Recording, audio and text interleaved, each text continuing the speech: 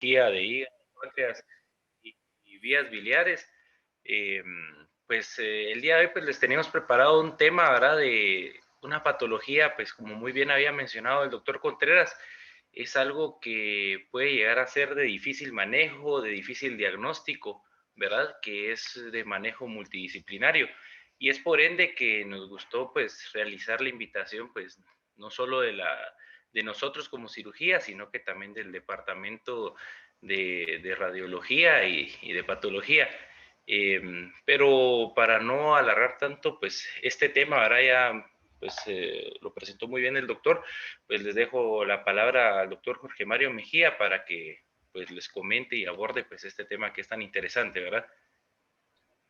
Buenas tardes a todos. Gracias Luis Carlos, gracias doctores. Pues vamos a dar comienzo. El tema de hoy van a ser los tumores neuroendocrinos de páncreas, ¿verdad? Dale la siguiente, por favor. Los objetivos de la charla pues van a ser definir qué es un tumor neuroendocrino, presentar cuáles son estos tumores, definir sus características principales, la forma de manejarlos, ¿vale? Demostrar por qué es necesario tener un equipo multidisciplinario y presentar las tendencias actuales a nivel internacional del manejo de los mismos.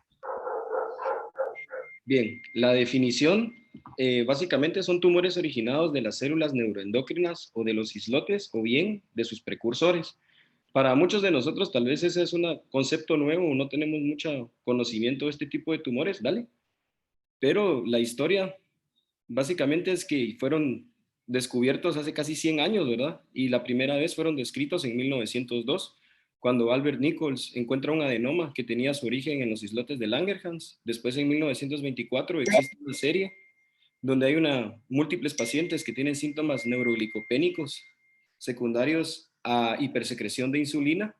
Y en 1927, pues donde ya Wilder hace una laparotomía donde evidencia una tumoración irresecable a nivel de la cola del páncreas, esto asociado en un paciente que tenía síntomas neuroglicopénicos. Dentro de la epidemiología, ¿verdad? Pues son tumores poco comunes, van a suceder casi que en 0.5 por cada 100.000 personas según la literatura. Los tumores pancreáticos, perdón, van a representar menos del 10% de estos. La edad promedio del diagnóstico es en la quinta década de vida y la mayoría de estos tumores pues van a ser malignos. Los tumores, básicamente, la forma de nombrarlos es decir el nombre de la hormona y después el sufijo oma, como se mira en el listado, insulinoma, gastrinoma y así sucesivamente. Existen factores de riesgo ya demostrados para padecer estas patologías. Está la neoplasia endocrina múltiple, esa vamos a tratarla más adelante, entonces no voy a hablar mucho de ella en este momento.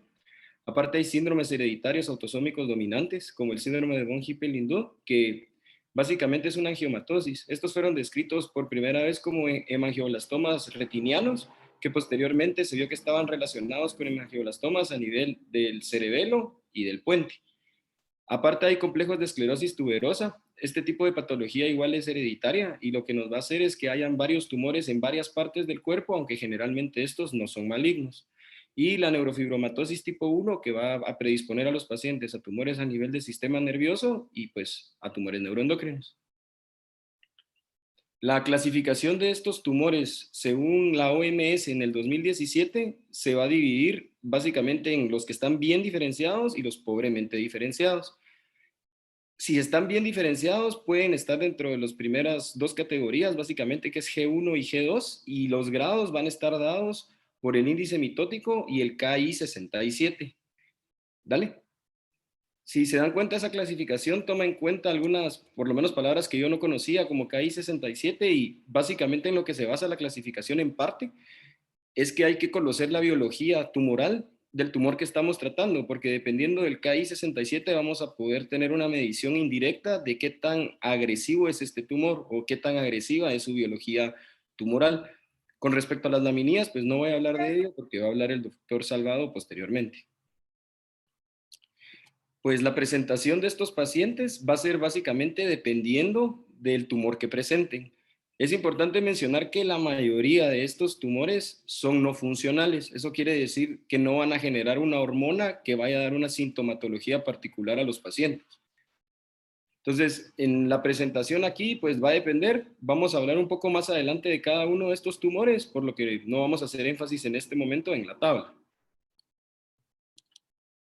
Con respecto al diagnóstico bioquímico, el gold estándar, por así decirlo, que se utiliza actualmente con respecto a marcadores séricos es la cromogranina A.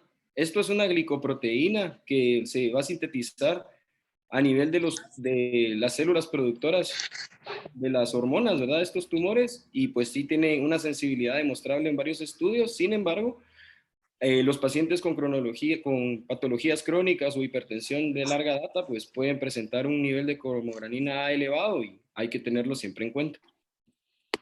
¿Tal?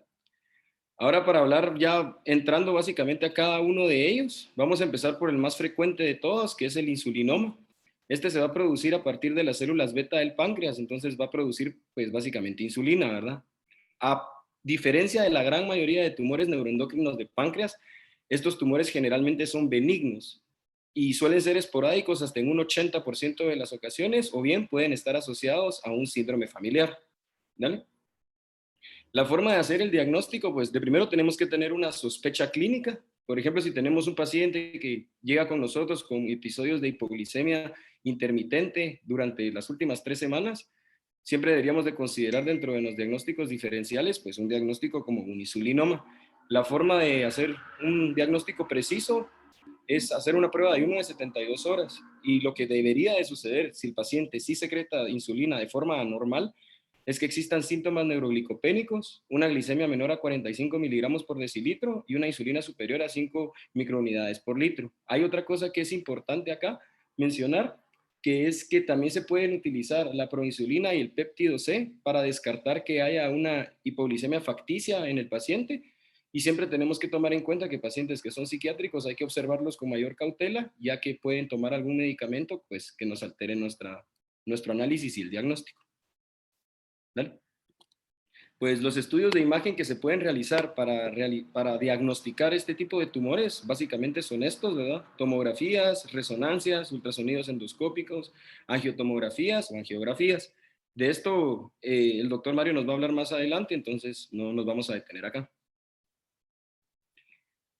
Trajimos esta imagen que es del archivo del equipo de patobiliar del hospital, donde podemos ver, no siempre se miran así, ¿verdad? Pero a nivel de la cola del páncreas se puede ver una imagen que capta medio de contraste circunscrita, ¿verdad? Entonces hay que individualizar los casos, pero por ejemplo, si tenemos un paciente que nos consultó por historia de síntomas neuroglicopénicos y le hacemos una prueba de 72 horas y nos da positivo y le hacemos este estudio de imagen, pues ya tenemos un diagnóstico. No siempre es tan fácil, pero hay veces que puede suceder. ¿Dale? En caso de que no encontremos el tumor o que no sepamos a qué nivel está, podemos hacer algunos estudios invasivos. Dentro de ellos, pues traíamos este que es la angiografía. Hay algo que nos puede ayudar a delinear el nivel anatómico al cual está pues la tumoración. Aquí si se dan cuenta está señalado con flechas negras, ¿verdad?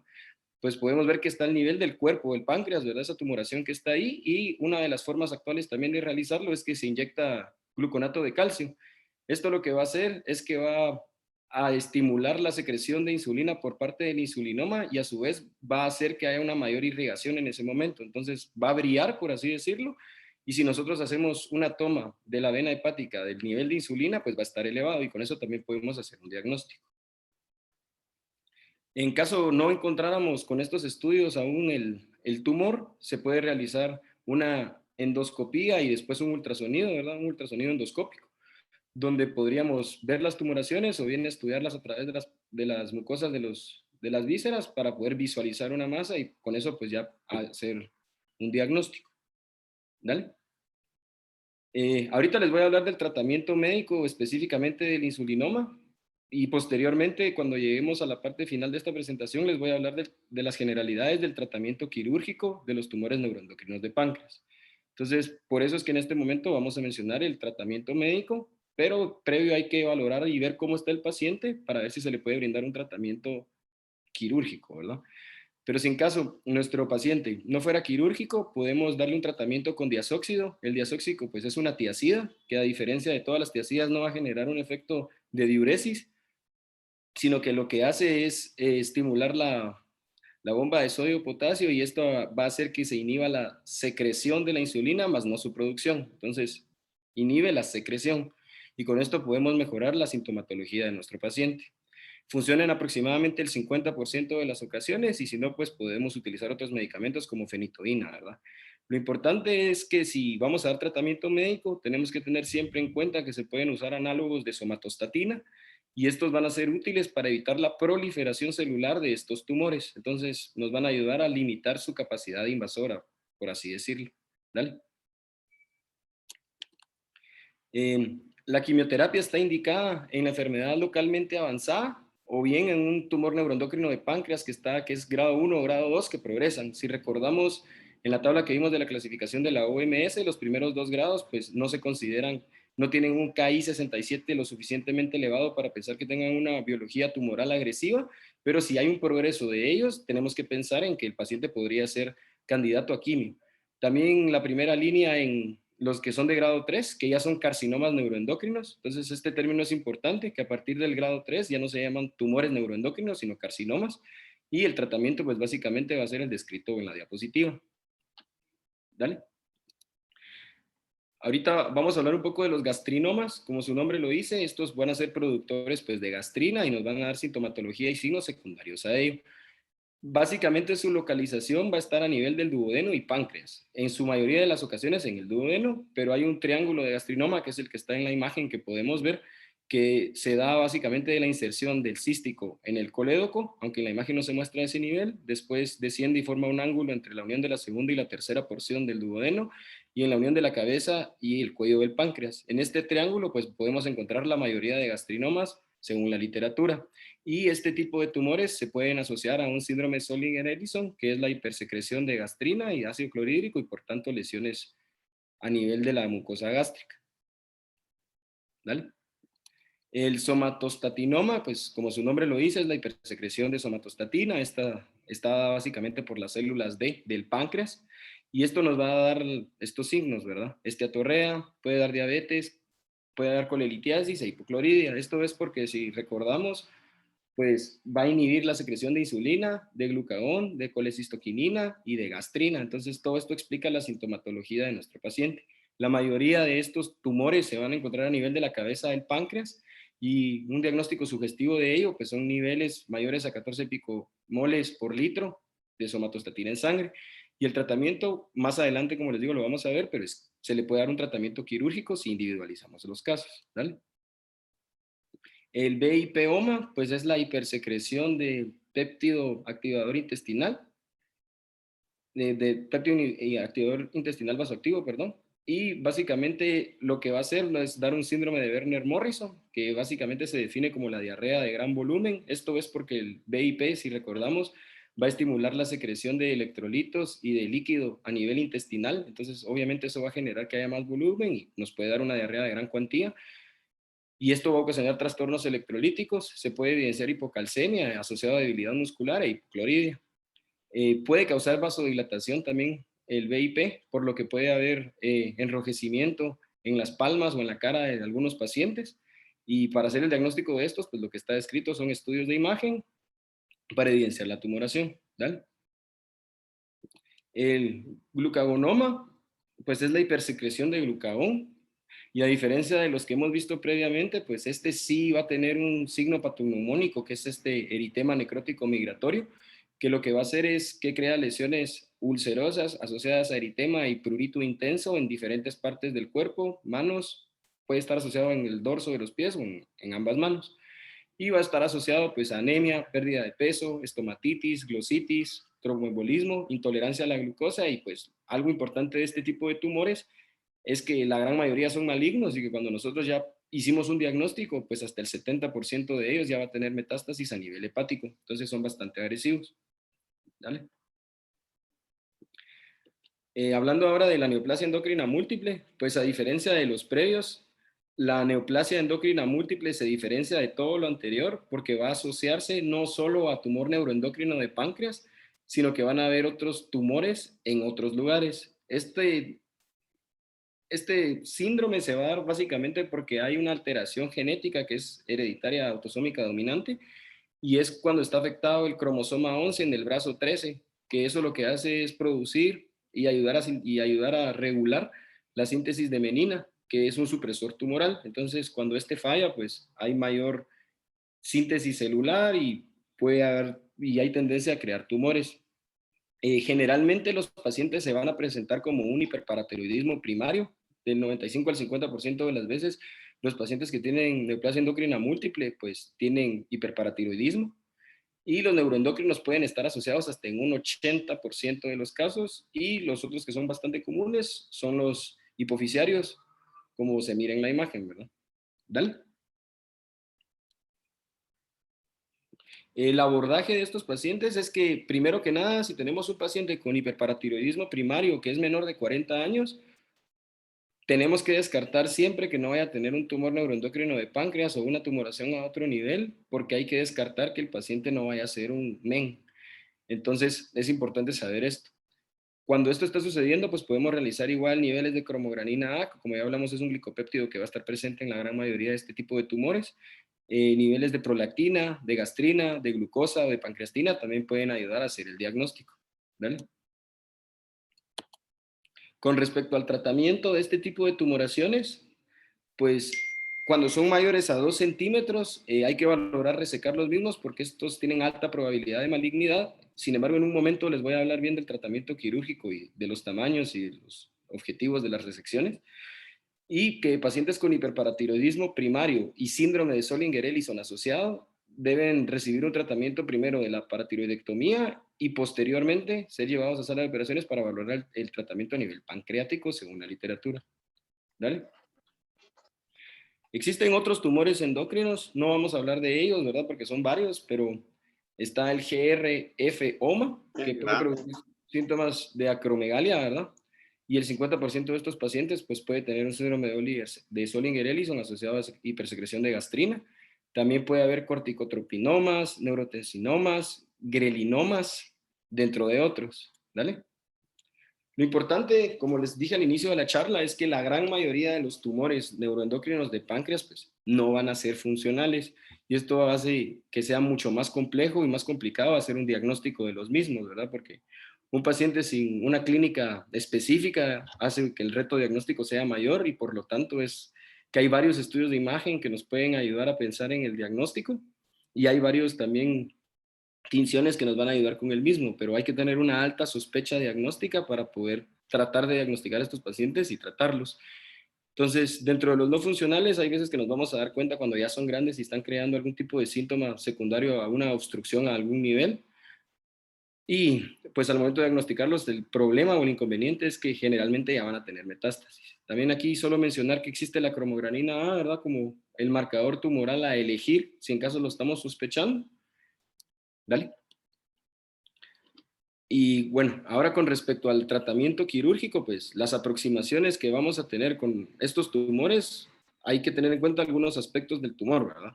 El tamaño, la localización, la funcionalidad del tumor y la biología tumoral del mismo. Entonces, miren, por ejemplo, en el tamaño, aquí hay un algoritmo que les trajimos de una publicación del 2019 de una clínica de Estados Unidos, pero lo que dicen las guías también es que el tamaño pues va a depender. El corte lo hacen básicamente en tumores mayores o menores a 2 centímetros. Y también tenemos que tener en cuenta la biología tumoral del tumor. Eso quiere decir qué tan agresivo es, si es un G1, si es un G2 o si es un G3, ¿verdad? La función siempre va a estar indicado que si hay un paciente que tiene un tumor neuroendocrino funcional y le está dando sintomatología, hay que resecarlo para tratar, uno, de curarlo y la otra es quitar o disminuir los síntomas del paciente. Entonces eso hay que tenerlo en cuenta, ¿verdad? Pero en general el manejo va a ser, si son tumores mayores a 2 centímetros o que sean funcionales, siempre tenemos que pensar en hacer una pancreatectomía estándar. ¿Qué quiere decir esto? Una Whipple, como vamos a ver más adelante, o una resección distal de páncreas, pero no vamos a hacer una enucleación, que es otra opción, ¿verdad? Que esta es la que está del otro lado de la imagen, que ahorita la voy a mencionar. Si tenemos, por ejemplo, un tumor que es menor a 2 centímetros, que dentro de su biología molecular es un tumor con poca posibilidad de malignidad, un G1, y, por ejemplo, está alejado del conducto de Wirsung y es evidente al observarlo, podemos tratar de hacer una enucleación o una resección no anatómica. Eso quiere decir que vamos a resecar la masa o el tumor, sí, tratando de dejar la mayoría de parénquima pancreático posible para beneficio del paciente. Sin embargo, este tipo de aproximación nos puede dar una complicación como una fístula pancreática que hay que tener en cuenta al momento de llevar al paciente a sala.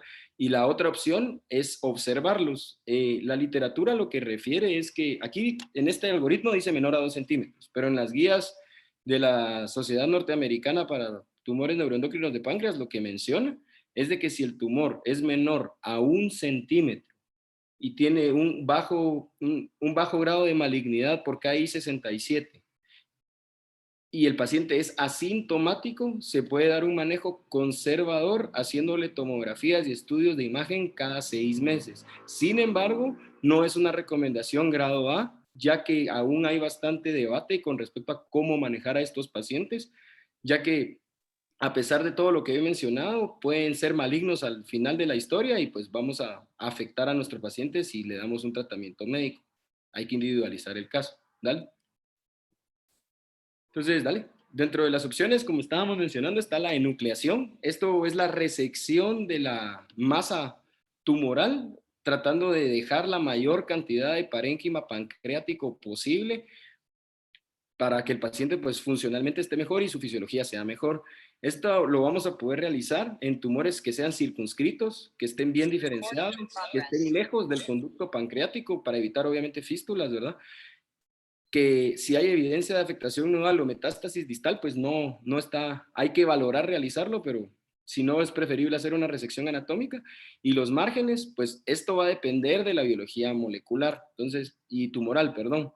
Entonces, lo que refiere la literatura con respecto a los márgenes con una enucleación es que hay que tratar de tener el margen libre, pero no hay ningún estudio multisistémico o una revisión donde haya un beneficio estadísticamente significativo de hacer una resección R0. Entonces, actualmente lo que dicen es que lo que hay que tratar de hacer es resecarlo con un borde negativo, pero dentro de la literatura disponible en este momento, lo que dicen las guías de la Sociedad Norteamericana es que no pueden dar una recomendación grado A de hacer una resección R0, R1 o R2, porque la incidencia de encontrar metástasis o que haya nuevamente enfermedad, estadísticamente no hay diferencia entre hacer una R0, una R1 o una R2. Dale. Aquí tenemos unas imágenes que son del archivo igual del equipo de patobiliar del hospital, donde realizan una enucleación, ¿verdad? Podemos ver ahí que es un tumor circunscrito, que se hace la resección y posteriormente queda la gran mayoría de parénquima pancreático en el paciente para que fisiológicamente esté bien y no afectar tanto su economía. Y esta es una de las opciones terapéuticas, ¿vale? Después tenemos la pancreatectomía central. Entonces, obviamente esta pancreatectomía central tenemos que tener en cuenta que el tumor debería estar en el cuello o en la porción proximal del cuerpo del páncreas. La razón por la que se llama así es que el límite derecho nos lo va a dar la arteria gastroduodenal y siempre tenemos que dejar por lo menos 5 centímetros de parénquima pancreático para decir que es una pancreatectomía central. Esa es la definición de este tipo de abordaje quirúrgico y hay que tener en cuenta siempre que el tumor a este nivel pues puede estar cerca del conducto pancreático y eso pues puede favorecer al paciente hasta a fístulas, pero la reconstrucción está enseñada acá, pero después hay que subir un asa de intestino delgado y unirla con el Wirsung en el lado distal y se puede dejar pues cerrada en el lado proximal, ¿verdad? Dale. Ahora con respecto al procedimiento de Whipple y la pancreatectomía distal, pues va a depender obviamente de la localización. Como ustedes bien saben, el procedimiento de Whipple o pancreatoduodenectomía está dado para los tumores que están a nivel de la cabeza, ¿verdad? Del páncreas, y por lo mismo que comparte su irrigación con el duodeno, es que tenemos que hacer una resección también a nivel del duodeno. Podemos ver una pieza quirúrgica, igual que es del equipo, ¿verdad? Donde se puede observar que resecan el duodeno y la cabeza del páncreas, ¿verdad? Y la pancreatectomía distal, pues que se va a caracterizar porque nosotros vamos a hacer toda nuestra disección y todo nuestro trabajo pues a la izquierda del tronco mesentérico, básicamente, y podemos hacer una resección con o sin vaso. Y siempre recordar que cuando hagamos resecciones anatómicas, tenemos que realizar una linfadenectomía con por lo menos 11 a 15 ganglios para de esta forma poder descartar que vaya a existir patología a nivel nodular, ¿verdad? y esto afectar nuestro manejo posterior con el paciente. ¿Dale? Aquí tenemos una imagen, ¿verdad? De una resección distal de páncreas por una masa a nivel de cuerpo. Podemos, de que también es del equipo, pues podemos ver aquí que es una masa de bordes irregulares que se reseca pues con la técnica previamente descrita. ¿Dale? Aquí tenemos otras dos imágenes donde podemos ver la tumoración. En la primera imagen con el páncreas íntegro y en la segunda imagen con una transección que nos permite ver la masa a nivel, lo medial está hacia la izquierda y lo lateral está hacia la derecha de sus pantallas y podemos observar ahí pues una masa a nivel más de la cola, ¿no? ¿Dale? Igual aquí podemos ver otra pieza donde se puede observar igual que va a ser una resección distal de páncreas y la misma idea, ¿verdad? La pieza de la izquierda es íntegra y la pieza del lado derecho pues está transeccionada para que podamos ver el conducto, pero igual podemos ver una tumoración, ¿dale? Y también está descrito dentro de la literatura pues la pancreatectomía total, ¿verdad? Estas pues no son muy utilizadas básicamente porque la economía del paciente sí se va a ver afectada si le hacemos una resección de toda la glándula. Entonces hay que valorar, pues preferiblemente no realizarlas, pero si están descritas. Generalmente la forma en la que la literatura indica que se realizan es cuando ustedes resecan, por ejemplo, cabeza y después van a mandar los bordes de su páncreas a patología y les dicen que también está tomada el lado izquierdo, ¿verdad? Entonces hay que ir extendiendo el, el procedimiento quirúrgico y pues puede parar en una pancreatectomía total. Dale. Esta diapositiva pues básicamente es un resumen de lo que platicamos hoy. Es el algoritmo que encontramos descrito, ¿verdad? Dentro de la literatura, pero para fines prácticos y puntos para llevar a casa son, ¿el tumor es funcional? ¿Sí o no? La gran mayoría de veces, no. Pero cuando es funcional, muy probablemente sea un insulinoma por epidemiología, pero si está dando síntomas hay que valorar resecarlo. No. Siguiente aspecto importante, ¿es mi tumor agresivo biológicamente hablando? Entonces reviso el KI67. Si es un tumor que es agresivo, pues hay que ver, valorar, dependiendo del tamaño, si se hace una resección y como obviamente es agresivo, hay que valorar hacer una resección anatómica, no una enucleación. Después la siguiente, ¿es mi tumor cercano al conducto de Wilson, sí o no? Si está cercano, hago una resección anatómica. No, está lejos, es bien circunscrito y es benigno, a una enucleación. Y después, pues, el seguimiento de mis pacientes tiene que ser con estudios de imagen y lo puedo realizar durante 5 años, pero hay que estarlos observando. Y lo que no está aquí, pero hay que tomar también en cuenta, es a quienes les puedo dar yo manejo conservador. Entonces, esos pacientes, como les digo, no es una recomendación grado A, solo está escrito dentro de las guías, pero si tengo un tumor menor a 1 centímetro, no es funcional, el paciente está asintomático y consideramos que tiene una biología tumoral pasiva, le puedo dar observación. Pero aquí tenemos que pegarnos al paciente y más que observación se llama vigilancia activa y cada 6 meses estar haciendo estudios nuevos para descartar el potencial de malignidad, ¿verdad? Y eso sería todo de nuestra parte. Va a seguir el doctor Mario Méndez de radiología. Bueno, y ante todo, pues darle y felicitar a Jorge pues por una presentación bien concreta y muy bien explicada. Quisiera presentar pues ya en este momento, ¿verdad? Al doctor Mario Fernando Méndez, jefe de residentes de radiología, que se le había comentado acerca de la cátedra que se tenía pensado dar el día de hoy, ¿verdad? Y pues que nos dio pues bastante apoyo y se tomó el tiempo pues de explicarnos, ¿verdad? Pues los principales aspectos que se deben de tomar en el momento del estudio de imágenes, ¿verdad? Con respecto a los tumores neuroendocrinos de páncreas, ¿verdad?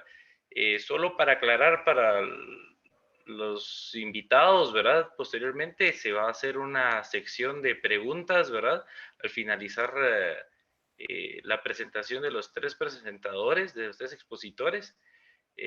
Así que si tienen algún tipo de pregunta, pues la pueden guardar un poco para el final y ya nosotros pues les comentamos por parte de las tres especialidades y resolvemos sus dudas, ¿verdad? Entonces te dejo la palabra, Mario, para que nos vayas comentando. Muchas gracias, tengan cada uno una agradable noche.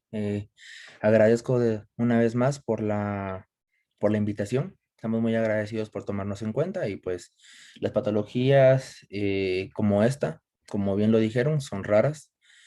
Desde el punto de vista radiológico, no somos consistentes en poder dar un diagnóstico como tal, pero sí apoyamos para poder guiarlos a ustedes o, en el caso que sea un hallazgo incidental, pues para encender las alarmas y empezar a estudiar al paciente.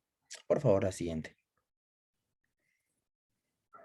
Bueno, así como ustedes mostraron, y dentro de cirugía existen lo que son las guías o los pasos a seguir, pues igual existe una ruta crítica al momento de que manejamos métodos de imagen. El método diagnóstico más utilizado es la tomografía y la realizamos usualmente tras la administración ya sea de un contraste neutro, como es el caso del agua, que en tomografía tiene una densidad específica ya delimitada, o si deseamos mejor detalle anatómico, pues podemos utilizar contrastes orales, ya sea iodados o varitados, según la necesidad y según la situación del paciente. Además de ello, es importante que tomemos en cuenta la aplicación de contraste intravenoso, ¿verdad? Ya que es esencial tanto para la detección del tumor primario como para identificar lo que son las metástasis hepáticas o las metástasis hacia lo que son ganglios, ¿verdad? Los tumores neuroendocrinos tienen la característica en imágenes, en el caso de la administración de contraste intravenoso, que van a estar bien vascularizados, van a realzar sobre todo en una fase arterial, esto es importantísimo. El doctor Jorge nos hablaba hace un momento de que se debe de pedir las tres fases, ¿verdad? La fase arterial, la fase portal, la fase venosa. Pero pues una de las características a tomar en cuenta es que en la fase arterial van a ser bastante agradecidos estos y van a tener un realce importante en el caso de lo que es tomografía y resonancia magnética. Y en el caso de lo que es páncreas como tal, la literatura nos recomienda que usemos una fase portal para tener un mejor realce y una mejor apreciación del mismo. En el caso de resonancia magnética, pues en los estados puros, o sea, T1 pesada, T2 pesada, vamos a observar que van a ser hiperintensos en lo que es una T2 pesada e hipointensos por lo mismo, por la ausencia de líquido perdón, por el aumento del edema en una T1 pesada. Asimismo, tras la administración de medio de contraste de gadolinio, pues vamos a tener un comportamiento similar al de la tomografía, vamos a tener manejos similares por lo mismo de la vascularización. Y en el caso de las metástasis, tanto a nivel hepático como dentro de las adenopatías, van a realzar bastante porque, como pudimos ver en el caso de la arteriografía que nos enseñaron hace un momento, van a estar hipervascularizadas cuando son estimulados. Siguiente, por favor. Entonces vamos a comenzar con los tumores de tipo sindrómicos, que son los que más están descritos, ¿verdad? Entonces los vamos a definir como aquellos funcionales. Como ya se dijo, se van a nombrar según lo que segregan, pero la característica importante es que van a ser menores a 3 centímetros en su mayoría. Siguiente, por favor. Entonces, los tumores funcionales, yo creo que esta diapositiva en este momento está de más, ya el doctor lo describió en el pasado, si quieren podemos pasarla, por favor. Y pues vamos a hablar, en esta imagen tenemos un corte de tomografía axial con medio de contraste a nivel aórtico y observando porciones del hígado, donde podemos observar una imagen de densidad mixta, pero a pesar de ello está bien delimitada, con un margen bien delimitado hiperdenso y con un centro más hipodenso. Entonces, lo que estamos observando acá es la misma imagen en dos fases. En la imagen rotulada con la A, estamos observando una fase arterial temprana donde vemos que hay realce. Sin embargo, si estamos un poco pacientes y esperamos 90 segundos para la fase portal, vamos a observar que existe mayor realce y mayor delimitación de la misma. Entonces eso nos viene guiando a pensar en que sí es reactiva a una hipervascularización. Esto es solamente un ejemplo de lo agradecidas que son las imágenes cuando se las administra contraste, porque las lesiones vienen a ser más claras hacia nosotros. Comencemos ya en materia la siguiente, por favor. Vamos a comenzar hablando del insulinoma. podemos decir que es el más frecuente. Los signos típicos vamos a tener niveles de glucosa en suero por debajo de 50 miligramos por decilitro, como se habló, hipoglucemias, alivios sintomáticos después de la administración de glucosa. Todo esto es importante que ustedes como clínicos nos apoyen en esto al momento de ponerlo en la hoja donde solicitan el estudio. Esto secundario a que nos permite ser más acuciosos en ciertas áreas tomográficas para después poder buscar lesiones propias que posteriormente podamos darles a ustedes la idea o darles a ustedes una noción de lo que están buscando. Entonces, en el insulinoma, lo importante de esto, o lo que debemos de tomar en cuenta en imágenes, es que van a ser pequeños, ¿sí? Entonces, este es un punto clave, porque usualmente el primer contacto que tenemos con el paciente es a través de ultrasonido. No me dejarán mentir, en zona 9 tenemos la mayoría de primer contacto va a ser a través de imágenes ultrasonográficas, y tenemos que tomar en cuenta lo que es la resolución espacial. Según la calidad del equipo de ultrasonido, la resolución espacial va a mejorar. ¿Qué es la resolución espacial? Es la capacidad de poder diferenciar una estructura de la otra o una interfaz de la otra. Tenemos que los mejores ultrasonidos, los más modernos, nos dan una resolución espacial de hasta 1 milímetro. Pero, desgraciadamente, la mayoría de ultrasonidos que manejamos en nuestro entorno no van a tener una resolución arriba de los 3 milímetros. ¿Qué quiere decir esto? Que tumores pequeños como el insulinoma se ha demostrado en la literatura que pueden pasar desapercibidos en un ultrasonido debido a su pequeño tamaño. Pero, a pesar del pequeño tamaño, tenemos que tomar en cuenta la clínica del paciente, como mencionaban la tríada de Whipple, ¿verdad? Que nos va a guiar, que aunque no lo encontremos, tampoco lo vamos a descartar y lo vamos a derivar al siguiente nivel, que sería una tomografía o una resonancia magnética, que nos van a dar una resolución espacial de hasta 0.2 milímetros. Entonces allí ya no vamos a tener pierde, ¿sí? Algunos, no, regresa la disculpa.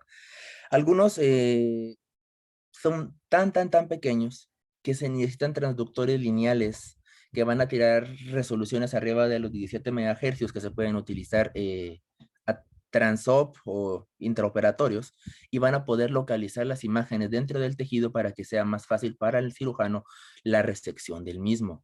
Entonces, esta última técnica tiene una alta sensibilidad y una alta especificidad, y podemos, o ustedes pueden utilizarla una vez se tenga el equipo adecuado. Pasemos a la siguiente. Entonces aquí tenemos una imagen de resonancia magnética donde tenemos una lesión hiperintensa en lo que es la imagen A, a través del cuerpo, ubicada en el cuerpo pancreático. La vemos en una secuencia en T1. La podemos ubicar donde está el círculo marcado. Vemos que es una pequeña hiperintensidad, que si pasamos rápido la resonancia puede pasarse por alto. Por eso es que hago tanto énfasis en los hallazgos clínicos que ustedes nos dan en las boletas, porque eso nos permite a nosotros centrarnos en el páncreas y ser más acuciosos al momento de la valoración de este tipo de imágenes. Y en la imagen B, pues tenemos una tomografía también en T1, pero después de la administración de medio de contraste paramagnético, que en su mayoría va a ser gadolíneo. Y si hacemos un poquito de zoom, si se pudiera, pues vamos a observar que hay un realce mayor, hay una delimitación marcada de los bordes de la lesión, y vemos de que está ubicada justamente entre el cuello y cabeza de páncreas. ¿Por qué podemos dar este diagnóstico de esta lesión? Gracias a la resolución espacial que la resonancia magnética nos da, ¿verdad? Y la facilidad de poder valorar la hipervascularización a través del medio de contraste. Entonces, hablando de este tipo de patologías, los hallazgos son inespecíficos, pero sí permiten que nosotros podamos decirles a ustedes si hay o no hay algo allí para que se pueda estudiar posteriormente. Siguiente, por favor. Ahora hablando un poco de lo que es el gastrinoma, pues son normalmente múltiples, tienen localizaciones usualmente extrapancreáticas, y aquí me llamó algo la atención, ¿verdad? Ustedes manejan muy bien lo que es la anatomía, y la literatura hablaba de que este tipo de masas o de defectos tienen la particularidad de un área anatómica preferente, que se le llama el triángulo del gastrinoma. Es un área delimitada en un lado por el cuello del páncreas, en otro lado por el cuerpo del mismo, y cerrando el triángulo la segunda porción del duodeno. Refieren que es un área altamente preferente por este tipo de masas para poder buscarlas. Los signos clásicos, pues vamos a tener que el paciente va a presentar dolor ulceroso recurrente, baja respuesta al tratamiento, y lo más importante que debemos de ver en el caso de las imágenes es la ubicación, ya que si la ubicación del gastrinoma se encuentra a nivel postvulvar o localización inusual, nos va a generar lo que una obstrucción secundaria a lo mismo. Entonces tenemos también que tener en cuenta eso. Pues el diagnóstico usualmente se realiza a nivel sérico, ¿verdad? A nivel de los niveles de gastrina, pero desgraciadamente el 30% de los mismos, cuando ya llegan a ser detectados tanto incidentalmente por imágenes como por pruebas séricas, pues ya tenemos metástasis. Por lo mismo, por la colindancia, por la irrigación que tiene el hígado y que comparte con el páncreas hasta cierto punto, pues el principal punto u órgano afectado por la metástasis va a ser el hígado. Entonces, la mayoría o un porcentaje significativo vamos a tenerlo con metástasis. Siguiente, por favor.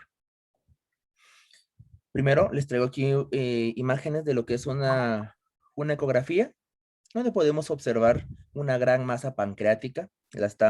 Ahí la delimitan las líneas punteadas, la podemos observar tanto en la imagen A como en la imagen B, ¿verdad? La podemos describir como una imagen heterogénea, con áreas quísticas. Siempre que ustedes lean en un informe de ultrasonido que tenemos una masa con degeneración quística, es porque estamos queriendo decir que ya hubo necrosis central, y esta misma se volvió una forma quística enmarcada por lo demás de la masa. Entonces, siempre que lean con degeneración quística, estamos hablando de una necrosis, o sea, una masa que ya es crónica, que ya lleva tiempo. Y en la B, podemos observar un corte del lóbulo hepático derecho, donde observamos lesiones con configuración en ojo de buey que están marcadas en la porción superior izquierda en imágenes, indicativas de una metástasis hepática. Siguiente, por favor. Vamos nuevamente a hablar de lo que es tanto la angiografía como de la tomografía. En la imagen A y B, pues tenemos la tomografía del mismo paciente, donde observamos una imagen redondeada en lo que es la cola del páncreas bien delimitada. Ahí no la marcaron. En la imagen de abajo también se observa. Ambas son tomografías con medio de contraste. Lo podemos observar que también tiene medio de contraste por vía oral, porque tenemos marcado lo que son los intestinos, y secundario también lo que es la fase arterial. Vemos que tenemos heterogenicidad de la densidad con múltiples áreas de degeneración quística. Como les digo, podemos pensar que es una masa antigua, ¿verdad? Ya un tumor, una masa bien establecida. Y posteriormente en lo que es la angiografía observamos la estimulación con calcio, como se dijo anteriormente, y en la parte superior izquierda de la imagen C, vemos de que hay como una formación similar a un nido de pájaro, que son toda la hipervascularización o la neovascularización de la masa, donde al momento de que se activa el tumor, pues se capta más medio de contraste y lo podemos observar. Entonces vemos que para poder usar las imágenes simples necesitamos la estimulación de las masas, y esa es la facilidad de las imágenes multiplanarias como la tomografía o la resonancia, que únicamente con la administración del medio de contraste vamos a ser capaces de observarlas. Pasemos a la siguiente, por favor.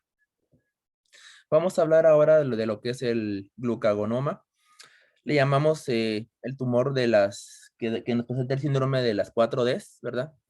Esto secundario que nos da diarrea, nos da dermatosis, da depresión, y en inglés pues nos da trombosis venosa profunda, que sería deep vein thrombosis, ¿verdad? Para completar la última D. ¿Por qué menciono esto? Pues una vez más hago énfasis en que ustedes nos ayudan bastante al ponernos sus sospechas en las órdenes para uno poder centrarse en buscar lo que ustedes desean.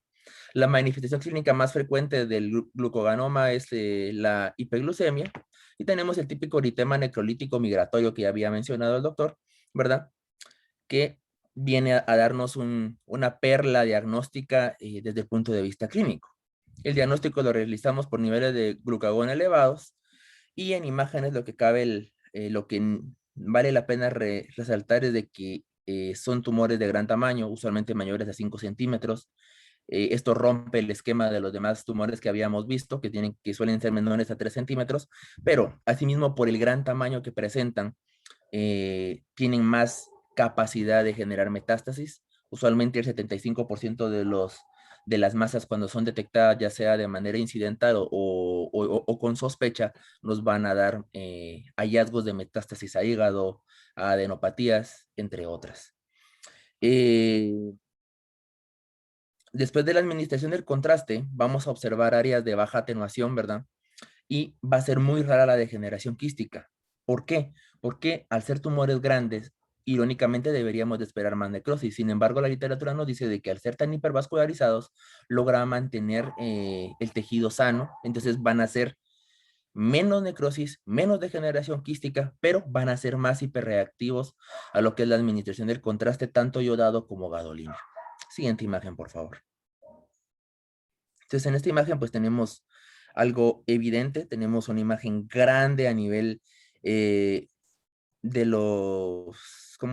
en un corte que está ubicado a nivel de las cruras diafragmáticas, donde podemos observar el vaso, podemos observar el hígado, podemos observar también porción de lo que es el colon, y vemos una imagen grande, redondeada, de bordes delimitados, posterior a la administración de contraste.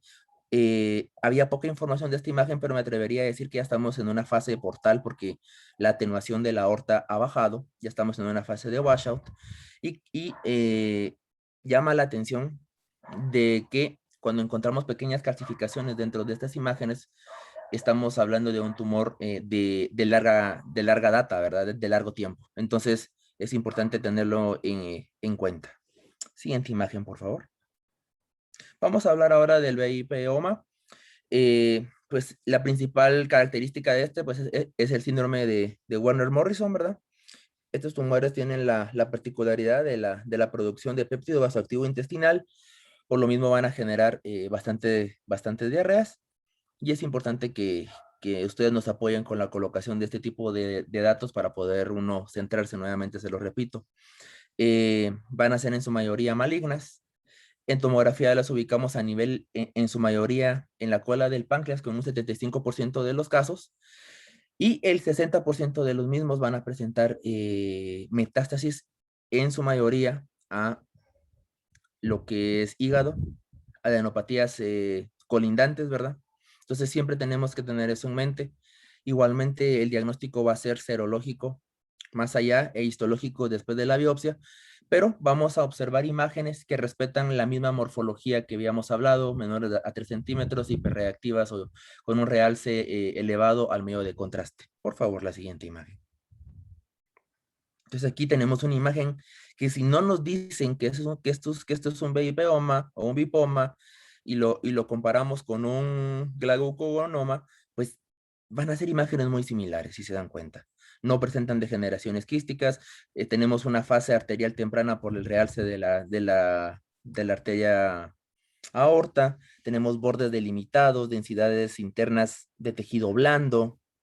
Entonces, es importante que tengamos los datos clínicos para poder darle un nombre a esto, porque si no, van a darse cuenta que la mayoría solamente va a reportar una masa a nivel del páncreas, sin mayor detalle. Entonces, es importante. Aquí, pues, podemos observar un hígado que no presenta lesiones a simple vista. Habría que esperar una fase portal tardía para ver si logramos observar lesiones. Siguiente, por favor. Y por último, de los tumores que son funcionales, pues tenemos el somatostatinoma, perdón. Van a ser tumores grandes, se van a caracterizar por ser solitarios. El diagnóstico lo vamos a hacer por niveles de somatostatina elevados en suero, y el 50% de ellos van a presentar metástasis hepáticas al momento del diagnóstico. Tienen preferencia por la cabeza pancreática y van a tener también la característica de que cuando tienen una ubicación en la ampolla de váter van a producir obstrucción de la misma y podemos tener hallazgos secundarios a esto. Siguiente, por favor. Vemos una imagen grande, bien delimitada, con una densidad heterogénea, pero mantiene, si nos damos cuenta, no es tan heterogénea como las otras imágenes que hemos visto, y la particularidad en sí es el tamaño y la capacidad infiltrativa que tiene. Entonces, son masas que por lo mismo de su crecimiento, que pueden ser y deben de ser diagnosticadas según lo que dice la CERAM menor a 3 centímetros, en nuestros pacientes que no tienden a consultar con los problemas que presentan, nos topamos con masas de este tamaño que son de fácil diagnóstico, al menos en imagen, pero de difícil manejo para ustedes como cirujanos por el tamaño y el nivel de infiltración a nivel abdominal que van a presentar. Vemos también la particularidad de que tenemos desplazamiento de las estructuras hacia el lado derecho leve, el mismo cuerpo vertebral se está desviando hacia un lado por lo mismo de la retracción que existe de las mismas estructuras por la masa. Siguiente, por favor. Hablando de los tumores neuroendocrinos no sindrómicos, pues tenemos que constituyen la mitad de todos los tumores diagnosticados de este tipo. Suelen ser de mayor tamaño que los funcionales. Usualmente son mayores a 5 centímetros y nos van a producir una sintomatología compresiva, ¿sí? Algo similar a lo que vimos en la imagen anterior, solamente que ahora sí va a presentar más, más capacidad de ocupación. Entonces, esto es importante para podernos distinguir, ¿verdad? De los demás tumores. Vamos a tener que van a producir sintomatología compresiva y usualmente al ser menores a 5 centímetros, cuando tenemos la suerte de encontrarlos, van a ser un hallazgo incidental por otra patología.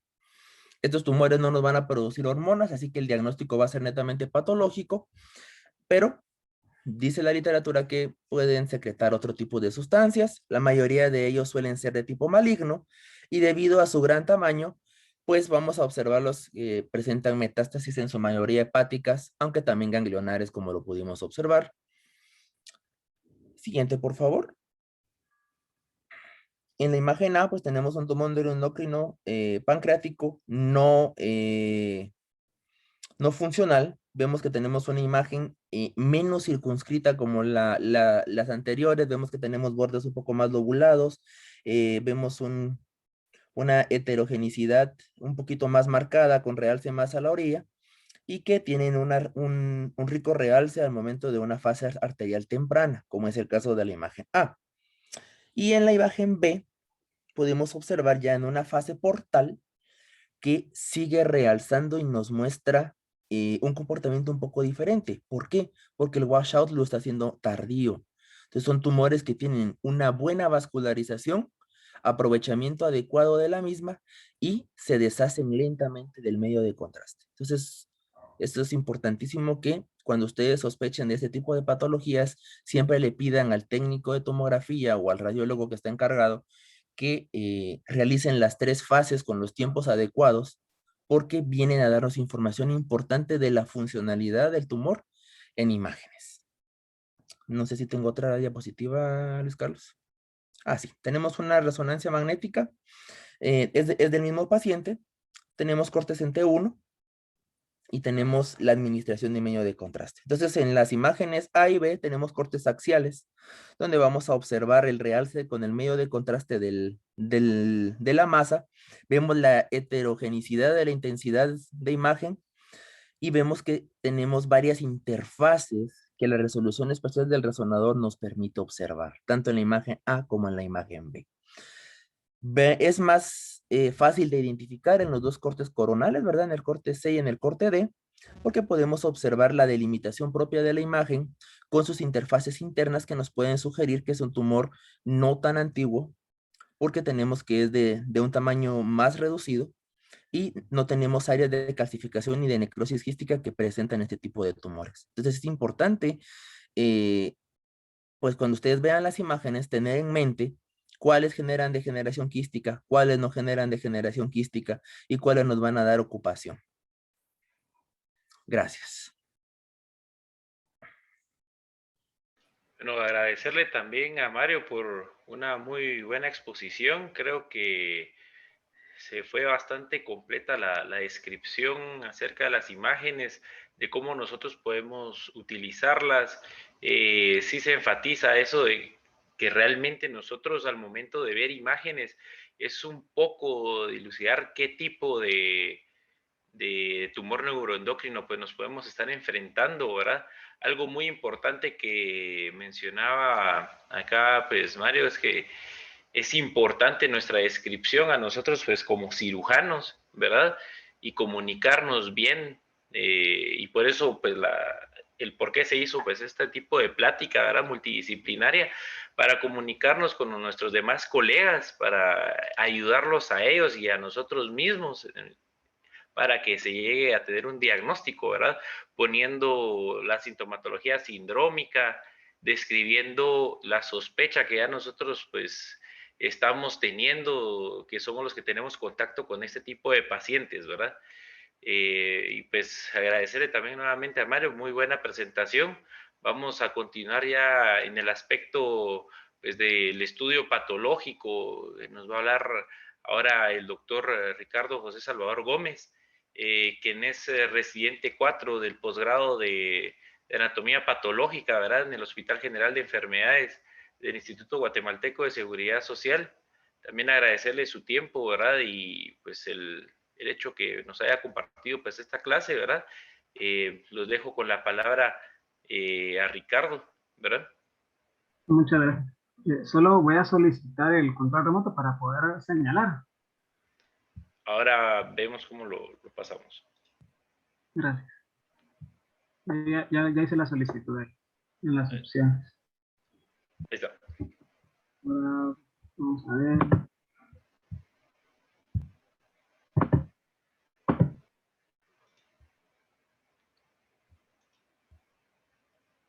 No sé si sí lo lograste. No me salió nada. Ah, aquí está. Ahí Estoy está, ahí está. controlando la pantalla, sí. Ahí está. Colocar el puntero.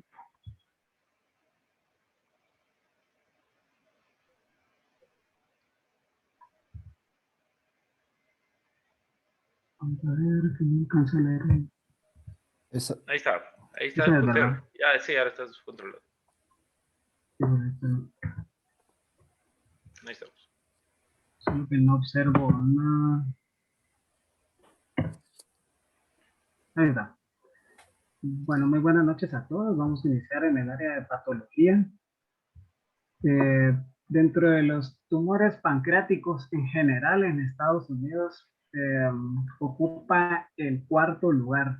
Ahora en Guatemala, según las estadísticas del INCAN para el año 2010, ocupa el séptimo lugar, o sea, todas las neoplasias en general. Y dentro de las pancreáticas, los tumores neuroendocrinos del páncreas van a ser entre el 1 y el 2% de todo ese tipo de neoplasia. Entonces, la verdad es que estamos hablando de unas entidades bastante raras y van a compartir unos marcadores de inmunohistoquímica, los cuales van a hacer todas estas lesiones sinaptofisina y cromogranina A positivos. Dentro de las generalidades, estos tumores se van a incluir dentro de tres categorías: los tumores bien diferenciados, que estos se dividen en los que producen hormonas y los que no producen hormonas; los pobremente diferenciados, que también han adoptado el nombre de carcinomas; y el mixto, que va a compartir ambos componentes. La epidemiología, del 2 al 5% de todas las neoplasias pancreáticas. La incidencia colectiva de todos los tumores es un caso por cada 100.000 habitantes. Vamos a ver más adelante que cada uno de los diferentes tumores van a ser incluso menos comunes. No se ha evidenciado predominio por el sexo y aparecen más o menos entre los 30 y 60 años de edad, pero se han reportado casos fuera de ese rango de edad. Los síndromes genéticos, estas lesiones han sido evidenciadas con algunas mutaciones genéticas, por ejemplo en los genes MUTI, CHEK2, BRCA2. Y de todos los tumores neuroendocrinos pancreáticos, del 10 al 20% van a estar asociados al MEN1, en el cual ya los doctores también hicieron referencia, entonces no vamos a entrar en detalles en esto. También los pacientes con síndrome de von Hippel-Lindau y la esclerosis tuberosa han desarrollado estos tumores neuroendocrinos pancreáticos. También hay alteraciones de proteínas, la DAX y la ATRX, y en el 45% todos los tumores van a presentar una mutación de estas proteínas o ambas mutaciones. También la vía del mTOR es importante, ya que el 15% de estos tumores la van a presentar y es importante debido a la terapéutica. La clasificación de la OMS de los tumores neuroendocrinos, esta es del 2017, los dividen los tumores funcionales y los no funcionales. Como habían mencionado los doctores antes, entre los funcionales está el insulinoma, el glucagonoma, el somatostatinoma, el gastrinoma y el lipoma. También tenemos el productor de serotonina, el cual es un síndrome carcinoide, y el adenocorticotrópico asociado a síndrome de Cushing del lado derecho. Tenemos los carcinomas neuroendocrinos pancreáticos y los mixtos por último.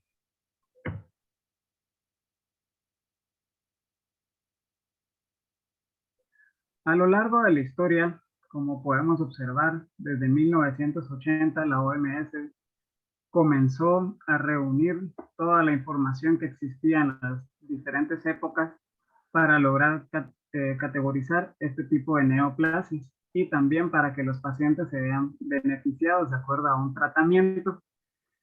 En el 2017, que fue el último consenso de la OMS, pues los dividieron los bien diferenciados en G1, G2 y G3. Vamos a ver más adelante cómo es que se clasifica esto. Los G3 van a ser los carcinomas y los mixtos.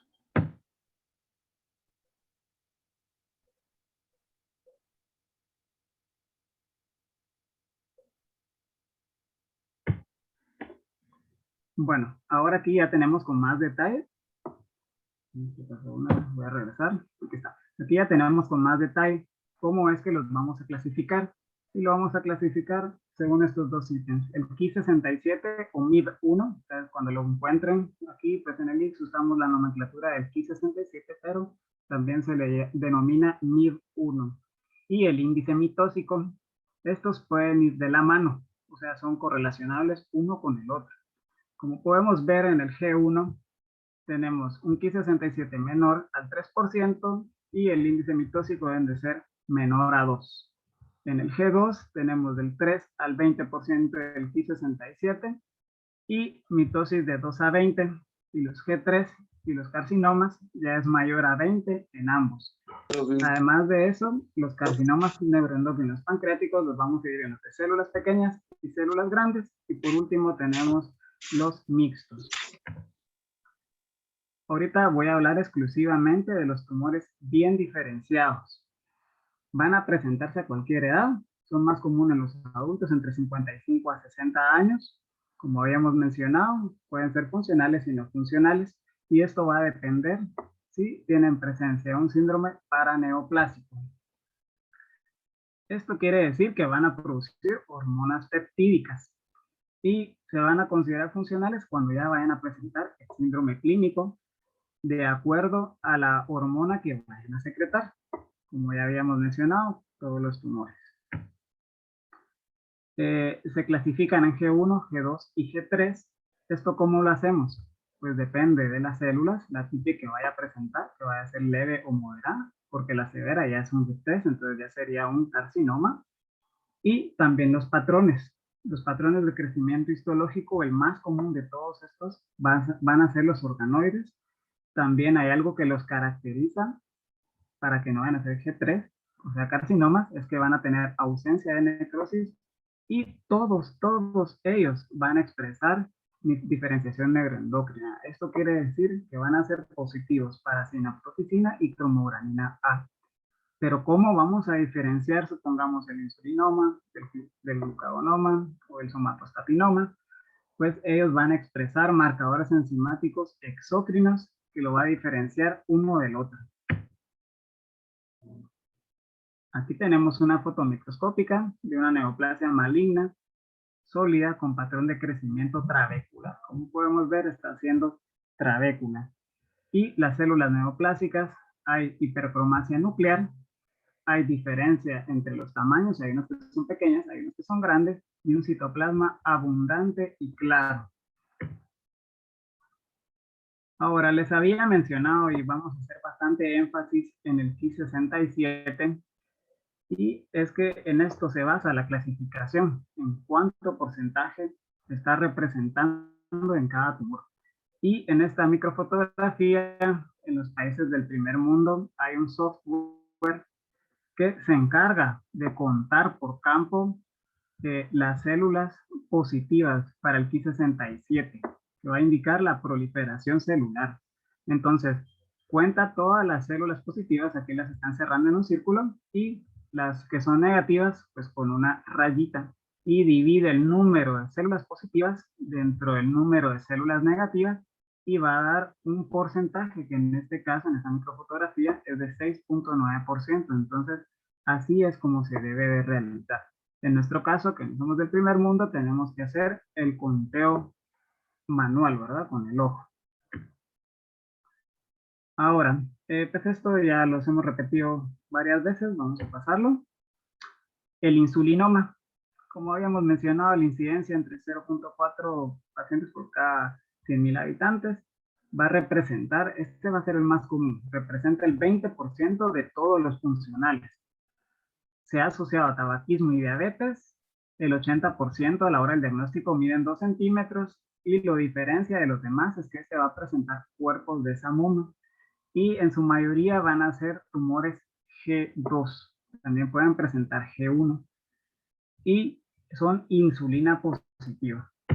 Ahorita les voy a mostrar la imagen. Aquí tenemos la imagen macroscópica del lado izquierdo, arriba.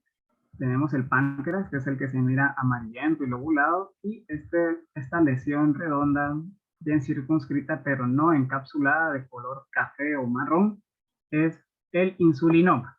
Se le realizaron estudios de inmunistoquímica con marcador de insulina, y como pueden ver, es citoplasmático, difuso y fuerte.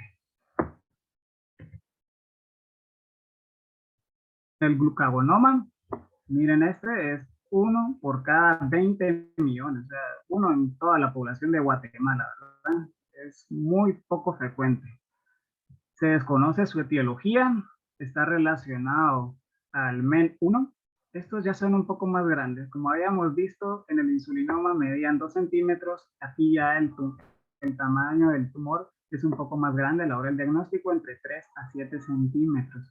Y se pueden encontrar tanto en un G1 como G2. Y su marcador de inmunistoquímica específico va a ser el glucagón. Aquí tenemos una fotografía macroscópica del lado izquierdo. Como pueden observar, el tumor es diferente al del insulinoma. Este tumor es más amarillento blanquecino, y si se dan cuenta puede tener degeneración quística o cavitaciones dentro de él. Aquí tenemos la foto microscópica de los cortes histológicos, donde está presentando una neoplasia sólida con patrón de crecimiento trabecular. Los núcleos, como pueden ver, son redondos con nucleolo prominente y un citoplasma acidófilo abundante. Se le realizan los estudios de inmunistoquímica para glucagonoma, y también son citoplasmáticos, difusos, o sea, se presenta en toda la lesión y es una tinción fuerte. El somatostatinoma, menos del 1% de todas las neuroendocrinas pancreáticas, es menos común, y es un caso por cada 40 millones. Su etiología se desconoce, se ha asociado a neurofibromatosis tipo 1 o a von Hippel-Lindau. Este es un poco más grande que el insulinoma y el glucagonoma, mide entre 5 a 6 centímetros a la hora del diagnóstico. Al igual que en los otros tumores, tiene su inmunistoquímica positiva, que es para somatostatina. Aquí tenemos la foto macroscópica también. El tumor es diferente a los dos anteriores. Este es un tumor café o rojizo, presenta hemorragia, es mal definido y no está encapsulado. A los cortes histológicos, aquí podemos observar que tiene un patrón de crecimiento sólido y trabecular. Se le realizan los estudios de inmunistoquímica para somatostatina y es positivo. El gastrinoma, este causa el síndrome de Zollinger-Ellison, que ya lo hablaron los doctores también. Se asocia a tabaquismo, alcoholismo, diabetes o antecedente familiar de cáncer. Hay que resaltar algo sobre el gastrinoma y es que a la hora del diagnóstico van a invadir los ganglios regionales entre el 40 al 75% de todos los casos y también presentan metástasis a hígado entre 8 al 20%. Y pues tenemos un marcador de inmunistoquímica específico que sería la gastrina. Aquí tenemos la foto macroscópica del lado izquierdo. Y es un tumor más sólido, es más blanco también, presenta aquí estas áreas amarillentas, no confundirlo con necrosis. El tumor es mal definido y tampoco está encapsulado. Este presenta un patrón de crecimiento pseudoglandular, deja estos espacios en blancos, ¿verdad? Esto es a lo que nosotros llamamos pseudoglandular. La inmunistoquímica va a ser positiva para gastrina, igual es citoplasmática, es difusa e intensa. El lipoma, entre 0.05 a 0.2 casos por 1.000.000. Este, a diferencia de los otros tumores del insulinoma, glucagonoma, el gastrinoma, este va a ser más frecuente en la cola, luego en la cabeza y luego en el cuerpo, respectivamente. También miden entre 1.5 a 20 centímetros y el tamaño en promedio a la hora del diagnóstico es de 4.5 centímetros. Histológicamente se pueden diferenciar porque los otros no van a presentar un cambio oncocítico o de célula clara como el lipoma. Y además de eso, el lipoma va a presentar otros marcadores de inmunistoquímica positivos, que en este caso es específico, es el TIP, pero también pueden presentar metionina y histidina en el 60%, la hormona del crecimiento y la gonadotropina coriónica humana, la cadena alfa en el 50% de los casos. Aquí tenemos la foto microscópica, tenemos una neoplasia sólida con crecimiento trabecular. Se le realiza la tinción del lipoma, el cual es intensamente positiva en el citoplasma de las células malignas. Ahora, como habíamos mencionado, que los tumores bien diferenciados se dividen en funcionales y no funcionales, ¿verdad? Hay algo muy interesante de estas dos pláticas anteriores y es que habían unos que los consideraban benignos. Sin embargo, todos los artículos de la OMS pues no mencionan ningún tumor benigno entre los funcionales, todos son malignos. Entre los no funcionales, todos los que vayan a medir menos de 0.5 centímetros se pueden denominar microadenomas y por el tamaño van a ser considerados biológicamente benignos. Sin embargo, si llegan a medir más de 0.5 centímetros, ya biológicamente no se van a comportar como tumores benignos, van a ser tumores malignos. E incluso, ¿por qué les vamos a llamar no funcionales? Porque los primeros síntomas van a ser de enfermedad metastásica. Ahora, el carcinoma neuroendocrino pancreática. Estos son los G3. Se dividen en célula pequeña y célula grande. Estos se caracterizan porque no van a presentar marcadores enzimáticos exócrinos como el insulinoma con la insulina, el glucagonoma con el glucagón, ¿verdad? Con sus inmunistoquímicas respectivas. Y representan menos del 1% de todos los tumores pancreáticos. Histológicamente, van a tener más de 20 mitosis en 10 campos de alto poder y el Ki67 va a ser mayor a 20 también. Son tumores sólidos, pero van a ser tumores bastante grandes. A la hora del diagnóstico, entre 4 a 18 centímetros. ¿Qué los diferencia de los bien diferenciados? Y los habíamos mencionado antes, es que este va a presentar hemorragia y va a presentar necrosis. Aquí tenemos una imagen histológica de un carcinoma de células pequeñas. Voy a avanzar a la siguiente diapositiva porque aquí vamos a comparar el tumor de células pequeñas y el de células grandes. El de células pequeñas es el del lado izquierdo, el de células grandes es el del lado derecho.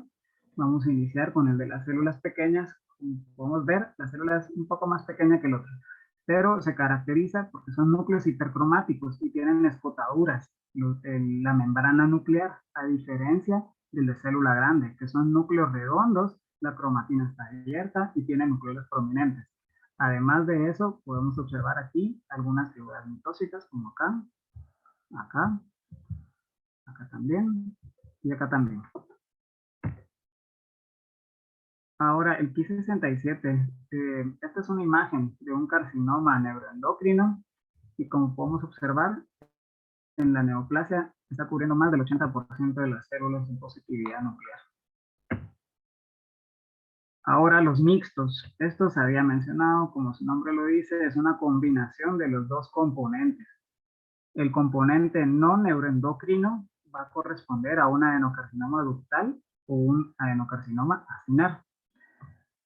Hay que mencionar que ambos componentes tienen que ser G3 exclusivamente, no pueden ser G2 ni G1, tienen que ser G3. Y tienen que ocupar el 30% ambos componentes, si no, no cumple criterios histológicos para denominarlo un carcinoma neuroendocrino mixto. Son tumores sólidos, miden entre 2 a 10 centímetros y estos van a metastatizar a ganglios e hígado. Estos pacientes, pues desafortunadamente, no sobreviven más de 3 años. Aquí tenemos unas fotos microscópicas donde hay dos componentes. Del lado izquierdo tenemos un componente ductal y del lado derecho tenemos un componente también ductal, pero la diferencia entre estos dos, que ambos son ductales, es que este presenta diferenciación escamosa, lo que hace sospechar que va a ser un tumor mixto. Entonces se le realizan marcadores de inmunohistoquímica y aquí están evidenciando que es cromogranina A positiva. Entonces es un mixto. Aquí tenemos otra imagen histológica. Tenemos un tumor también neuroendocrino, un patrón de crecimiento sólido y se le realizan también marcadores de inmunohistoquímica. Se le hace tripsina, el cual va a ser positivo para los adenocarcinomas, ¿verdad? Acinares, el cual es positivo en la mitofotografía del lado derecho de arriba. Y también se le realiza sinaptoticina, el cual va a ser positivo y difuso en las células neoplásicas. Entonces tenemos ambos componentes. Entonces por eso se le denomina tumor neuroendocrino mixto. Y únicamente.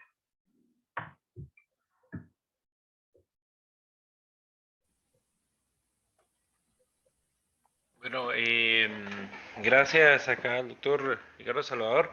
Una muy buena presentación también, tomando en cuenta el contenido de lo que es la especialidad de patología, ¿verdad?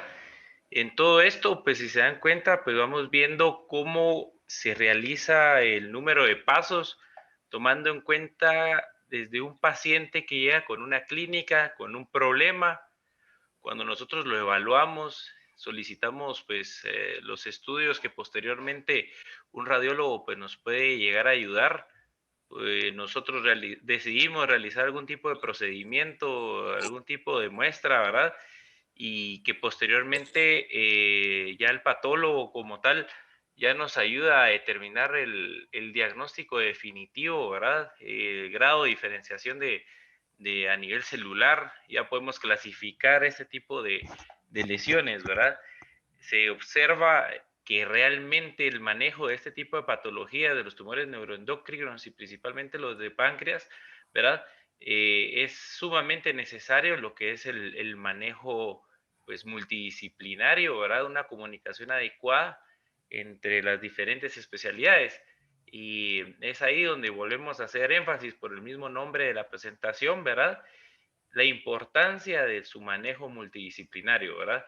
Nosotros siempre como colegas debemos estar comunicados, llevar a un consenso, ¿verdad? Para ofrecerle, ¿verdad? A nuestros pacientes el mejor tratamiento, ¿verdad? Lo más oportuno y obviamente tratar de actualizarnos y tomar las tendencias que hoy en día hay para el tratamiento de ese tipo de enfermedades, ¿verdad? De agradecerle pues nuevamente al doctor Salvador, ¿verdad? Muy buena plática, ¿verdad? Muy ilustrativa. Logramos observar pues las imágenes de cómo realmente el Ki 67 pues es que se realiza, ¿verdad? Que tal vez para nosotros es un tema un poco ajeno, pero al observarlo, ¿verdad? Y tener en consideración como nos lo explicaron el día de hoy, pues vamos a tener una mejor visualización de cómo esto se da y se realiza, ¿verdad? No sé si para Luis, nuestros invitados tendrán algún tipo de preguntas o si nuestros Luis, doctores acá encargados pues quieren comentar algo con respecto a la clase. ok, sí, gracias Luis, te agradezco mucho la moderación de la charla. Nuevamente agradezco la participación de los doctores, el doctor Méndez, el doctor Salvador, el doctor Mejía, que fueron los encargados de la presentación. Yo creo que bastante acertada a lo que queríamos lograr con esta conversación. Solo no quiero continuar sin antes agradecer la participación que tenemos el día de hoy del doctor Brendan Visser desde la Universidad de Stanford. El doctor Visser siempre ha sido alguien que se ha destacado no solo por la calidad científica y quirúrgica, sino por ser un amigo para Guatemala en el apoyo hacia la Asociación Hepato-Pancreato Biliar. Entonces, para nosotros es un gusto y un honor que se pudo haber conectado el día de hoy para compartir, pues obviamente, la experiencia y la cantidad de personas que estamos conectados el día de hoy. Entonces, muchísimas gracias, doctor Vice, por haber permitido conectarse el día de hoy, y mi agradecimiento es extensivo también hacia los jefes especialistas de radiología y patología, al doctor Rodríguez también jefe de radiología con quien nos dio el apoyo para poder dar las pláticas. Entonces, en aras del tiempo, doctor Porras, no sé si tiene algún comentario, algunas palabras de parte de la asociación. Sí, buenas noches a todos. En realidad, para empezar, como bien decían, felicitar a los residentes porque creo que los tres grupos, tanto cirugía como radiología y patología, pues dieron unas charlas excelentes en las cuales fueron sencillas y dieron a conocer los pormenores del manejo de este tipo de neoplasias. En realidad, nosotros vemos muy pocos, es bastante poco frecuente la presentación de estos casos, probablemente vemos 1 o 2 al año. La mayoría que hemos visto son de difícil diagnóstico, tanto radiológico como por endocrinología, ¿verdad? Como lo mencionaba bien el radiólogo, ¿verdad? A veces cuesta un poquito ir haciendo el diagnóstico, pero hay que ir buscándole las perlitas a cada una de las patologías de esos tipos de tumores para hacer un diagnóstico lo más certero posible. La mayoría de los pacientes que hemos operado, como en algunas fotos quirúrgicas que vieron que de los pacientes que hemos operado, la mayoría son insulinomas, ¿verdad? Que en realidad cuando hacemos, la mayoría son procedimientos quirúrgicos que hacemos, los resecamos y es más que suficiente. A veces entra la discusión si los enucleamos o hacemos una pancreatectomía corpocaudal o de cola de páncreas, pero en realidad es difícil decidir, ¿verdad? ¿Cuál es la mejor opción terapéutica? Creo que cada cirujano y su grupo deciden cuál es la mejor opción. En realidad, como bien decían todos, ¿verdad? Dependemos mucho del diagnóstico histológico también del Ki-67, el grado de mitosis celular, para ir decidiendo el protocolo de tratamiento posterior. Entonces, yo creo que lo más importante acá es ver si los residentes tienen preguntas en cuanto al tratamiento, diagnóstico de este tipo de tumores, ¿verdad? Porque como bien decíamos, lo más importante quizá son aquellas lesiones menores de 2 centímetros. Si las vigilamos cuando son no funcionales, ¿verdad? Si los vigilamos, los operamos, o en realidad ese es el mito. En realidad los diferentes grupos hablan de resecarlos, otros grupos hablan de vigilarlos un tipo prudencial o biopsiarlos en su momento, pero cada grupo debe decidir en realidad cuál es la mejor opción. Los residentes, pues a la larga quisiera escucharlos, ¿verdad? No sé si algún otro de los jefes o Brendan a la larga tiene alguna consideración acerca de ese tipo de tumores en la experiencia que él tiene en Estados Unidos.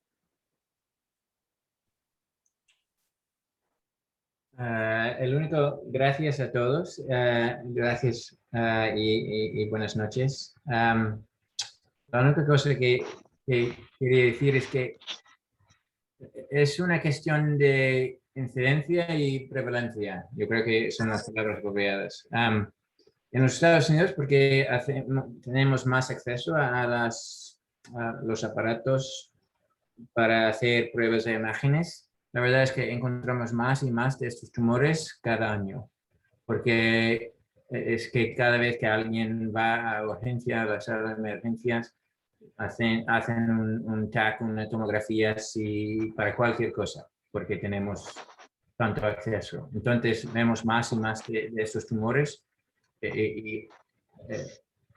entonces, yo pienso que en el futuro van a tener la misma cosa allí y van a ver más de estos tumores y tener que manejar más y más.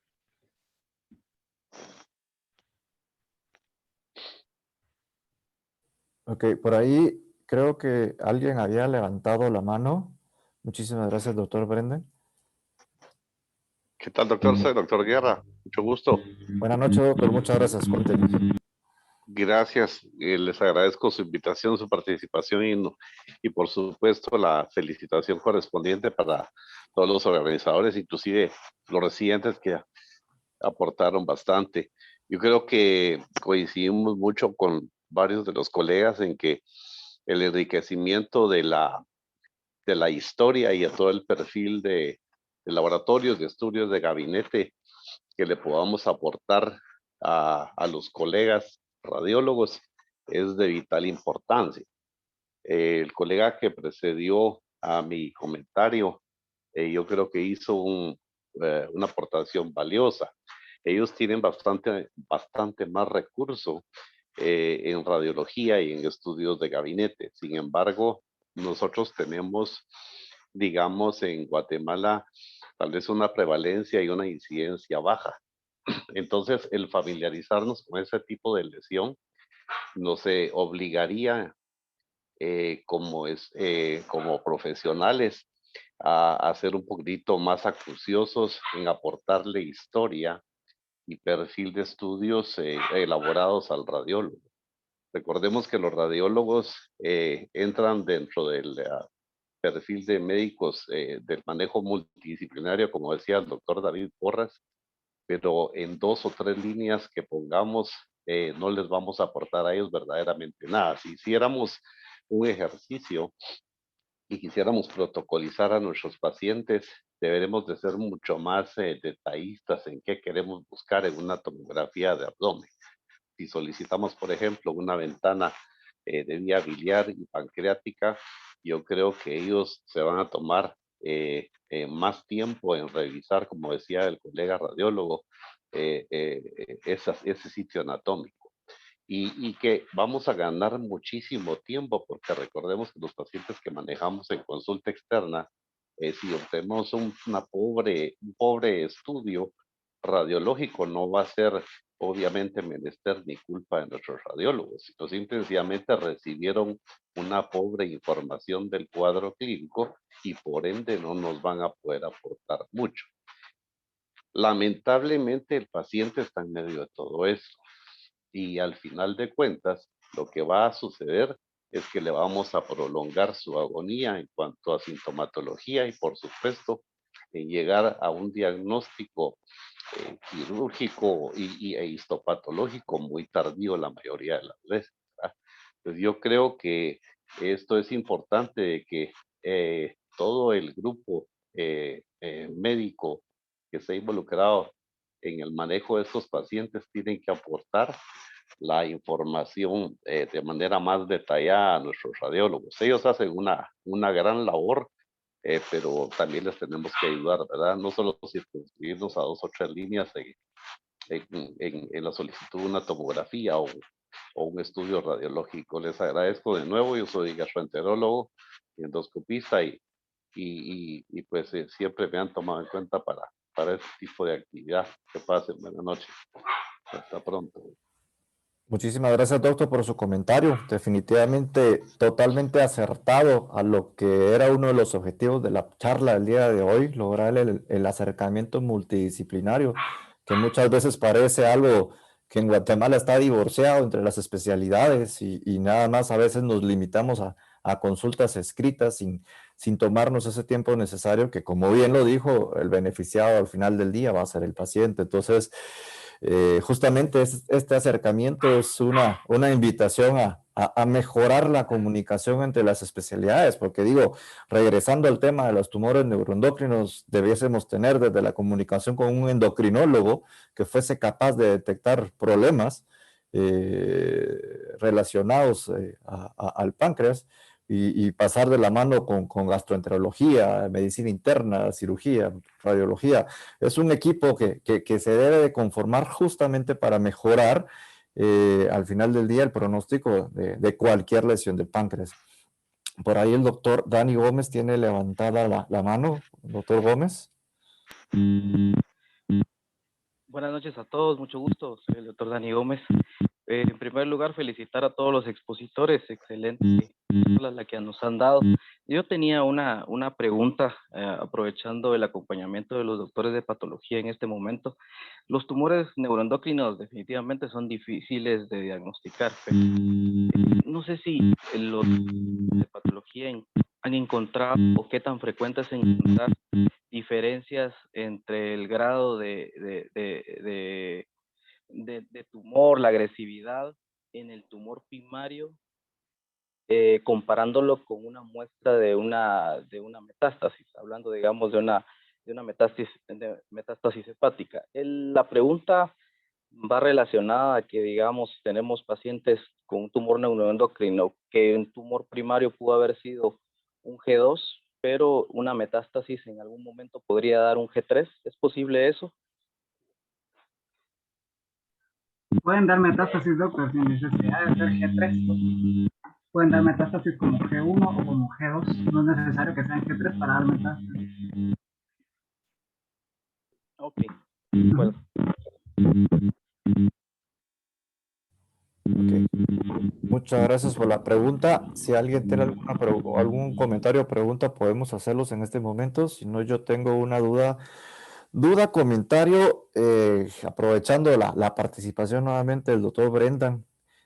Como bien lo dijo, esto es cuestión de incidencia y quizá aquí en Guatemala pues es algo que afecta en cuestión de números y cuestión de experiencia.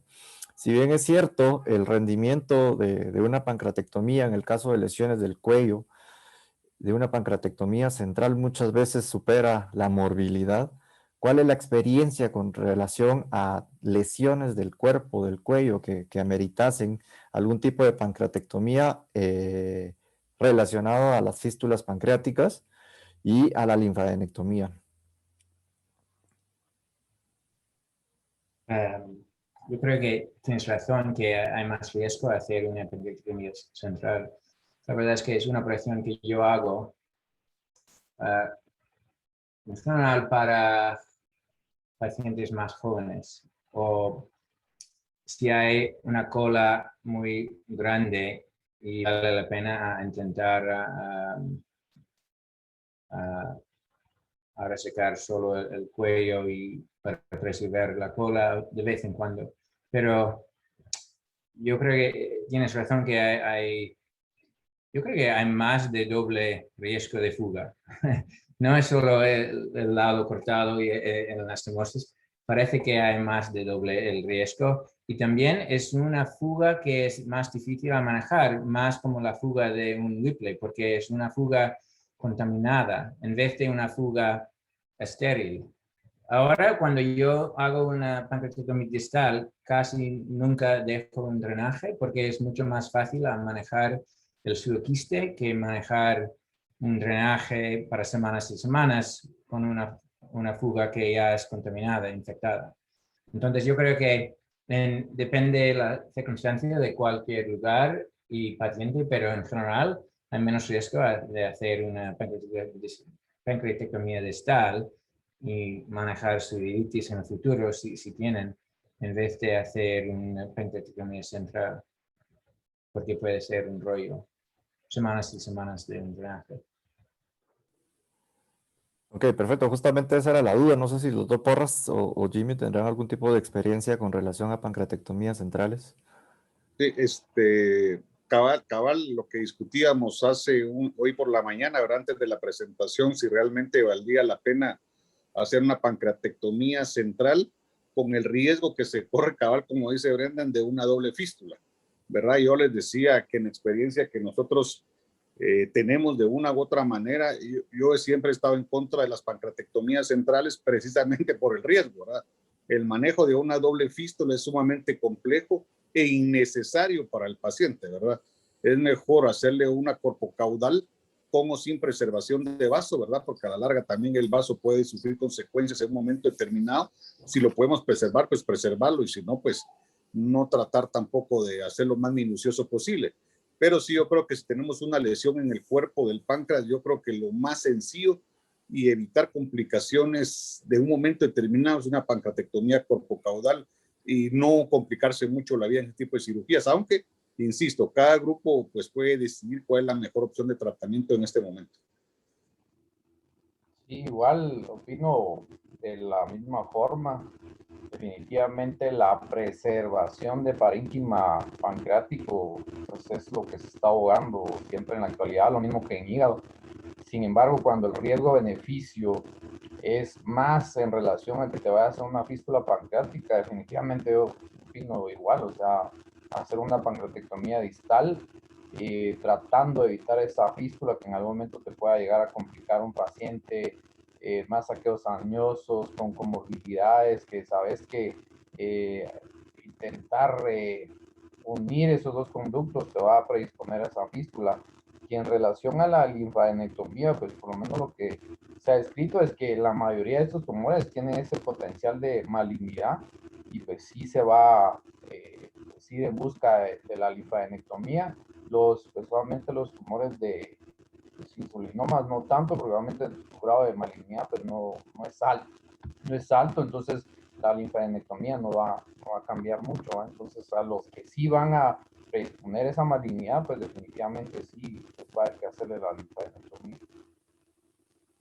Ok, perfecto. Yo creo que compartimos la misma línea de pensamiento. Ahora bien, quizá tengo otra pregunta, tal vez para alguien de patología, o Ricardo, y también por aquí pasa un poco hacia el doctor Gómez, cirujano percutáneo y de mínima intervención.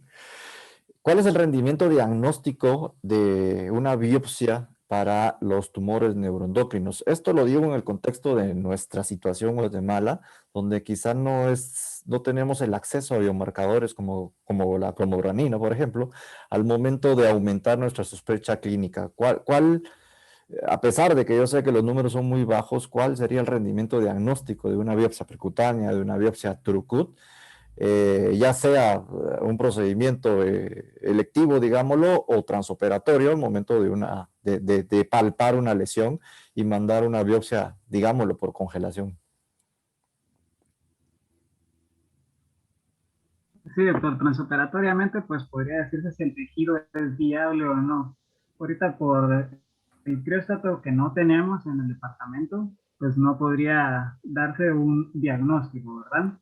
Ahora, para cortes permanentes, ya se puede a sospechar la lesión en base a los hallazgos macroscópicos y luego en base a los hallazgos microscópicos, ya sea catalogarlo como algo de alto grado o tumores bien diferenciados, pero de acuerdo al Ki-67 y al conteo mitóxico, porque en el hospital no tenemos ni el del insulina 1, ni el del glucagón, ni ninguno de los marcadores de inmunohistoquímica específicos para cada uno de los tumores.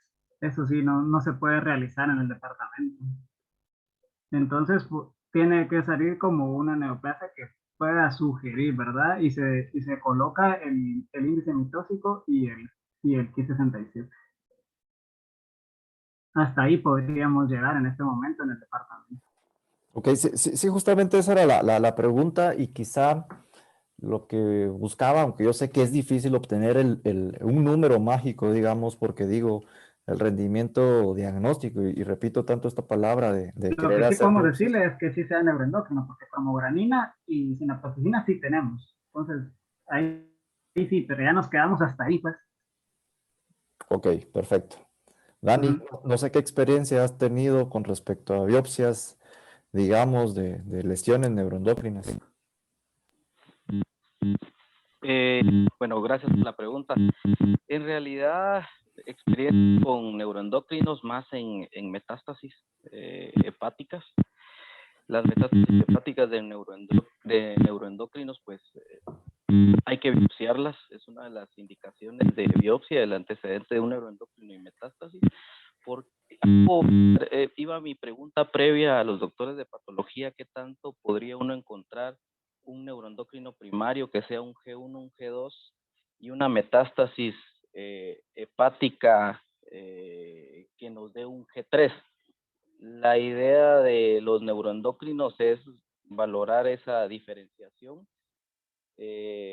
porque de eso depende su tratamiento, ¿no? A los pacientes con G1, G2, pues como ustedes bien saben, son candidatos en algún momento a análogos de somatostatina, pero los G3 son candidatos a darles neoadyuvancia.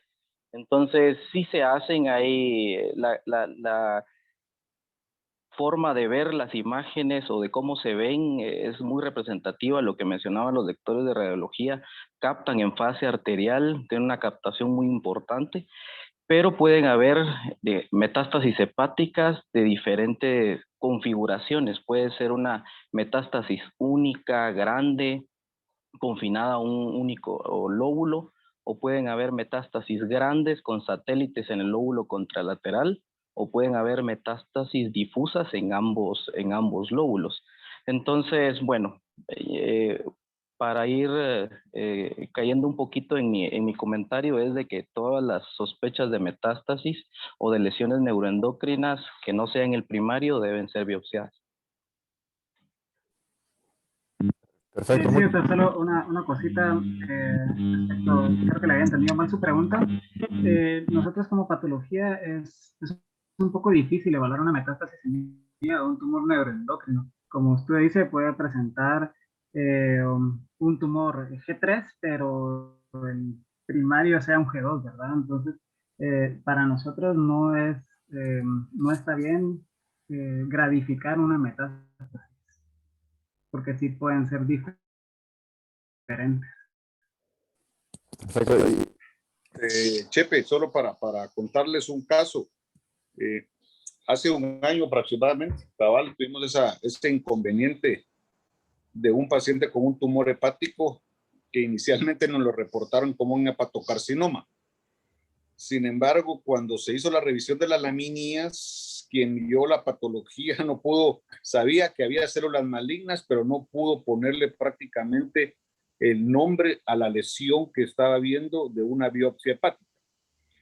Ante eso, nosotros decidimos llevar a sala de operaciones al paciente y le realizamos una hepatectomía izquierda, sabiendo que tenía células malignas y tenía prácticamente una lesión tumoral en la curvatura menor del estómago. Entonces, uno decía hacerle una hepatectomía izquierda y una resección en cuña gástrica en la curvatura menor. Al final de cuentas, nos reportaron que el paciente lo que tenía era un neuroendocrino metastásico. Entonces, ahí es como bien decía Dani, es difícil cuando le ponen que es un G2 o un G3 en un momento determinado, porque el tratamiento a la larga ya es metástasis. Entonces ahí es donde se tiene que decidir si el paciente es candidato a análogos de somatostatina, que es como quedó este paciente, ¿verdad? Porque en realidad era metastásica ambas lesiones y el primario en realidad nunca fue localizado. Y ese es uno de los mayores problemas cuando son metastásicos, que encontramos estos, pero no encontramos el primario. Entonces, a pesar de que le estudiemos tiroides, paratiroides, suprarrenales y todo el sistema neuroendocrino, en realidad es bien complejo. Entonces, sí hay que tener bien en cuenta que los patólogos, en este caso, pues deben estar bien acuciosos prácticamente en decirnos realmente qué es lo que están viendo para hacer el protocolo de tratamiento posterior a la cirugía en estos casos y evitar prácticamente en un momento determinado la confusión en cuanto a manejo y decidir el grado de mitosis. En realidad es sumamente importante para decidir el tratamiento que se le va al paciente, porque no es lo mismo un 3% a que tenga más del 20% en un momento determinado, ¿verdad? Porque eso cambia totalmente el protocolo de tratamiento.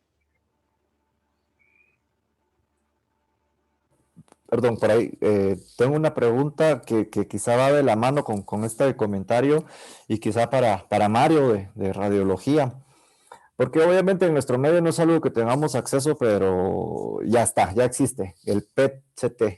¿Qué lugar ocupa? Obviamente sabemos, los que nos dedicamos un poquito más a esta parte, el lugar que puede ocupar el PET-CT en lesiones neuroendocrinas, pero ¿cómo estamos?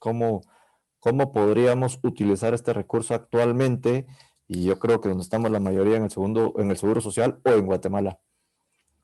Muchas gracias. Sí, es un punto interesante.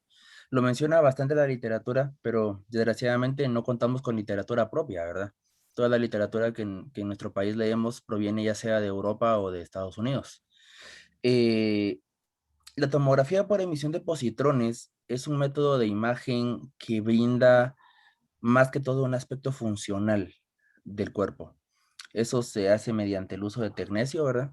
Un radioisótopo que genera cierta liberación de energía que capta el gantry.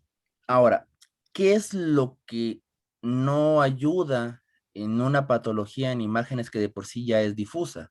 Como yo les mencioné, ¿se recuerdan que vimos una imagen de un gastrinoma y vimos otra imagen de un glauconoma? Y vemos que si nosotros no le ponemos nombre, las imágenes tienen similitud. Entonces tenemos imágenes muy sensibles, pero poco específicas. Lo mismo sucede con el PET scan. Lo que hace eso es darnos o puntos de hiperactividad, puntos donde el tecnecio está teniendo un metabolismo elevado, por lo mismo de la hipervascularización de las imágenes, de las masas vistas en las imágenes, pero desgraciadamente no es específico. ¿Qué quiere decir eso? Todo proceso inflamatorio que el paciente tenga secundario por cualquier motivo nos va a dar un realce, un aumento del metabolismo del tecnecio. Entonces tenemos demasiados artefactos, tenemos demasiados focos que nos llaman la atención y efectivamente vamos a observar un aumento de la captación de tecnecio a nivel abdominal, pero no nos puede decir qué es, si es una masa, si es un metabolismo aumentado de esa área en ese momento. Solamente nos dice que algo está metabolizando más rápido el tecnecio. Sin embargo, no nos dice qué es, no nos dice realmente dónde está, solo nos oímos las campanadas, pero no sabemos a qué iglesia irnos si nos vamos a un dicho popular. Entonces, sí, es importante y nos ayuda. Sin embargo, es un método de imagen demasiado caro en nuestro entorno para la poca información que nos brinda. Si vamos a países del primer mundo, donde la mayoría tienen un seguro social altamente capacitado y el PET scan va dentro de los estudios del día a día. Yo tuve la experiencia de estar en un hospital en España y ahí pedían el PET scan como nosotros pedimos una radiografía.